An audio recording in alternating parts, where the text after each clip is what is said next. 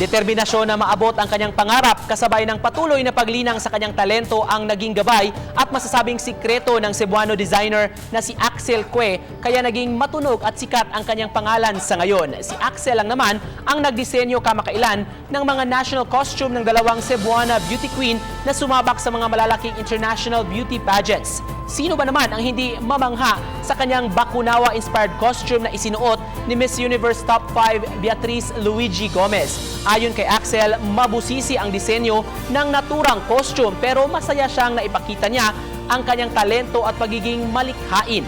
Siya din ang nagdisenyo ng mariposa costume at iba pang national costume ng isa pang Cebuana beauty queen, si Tracy Maureen Perez. Nakapagtapos ng industrial design sa UP Cebu si Axel, ngunit itinuloy niya ang fashion design dahil aniya, ito talaga ang kanyang passion at gusto niyang gawin. Of course, maguna jud ta sa family, dahil ko magpagkusog na ako nga magbuhat og mga bagong sinina.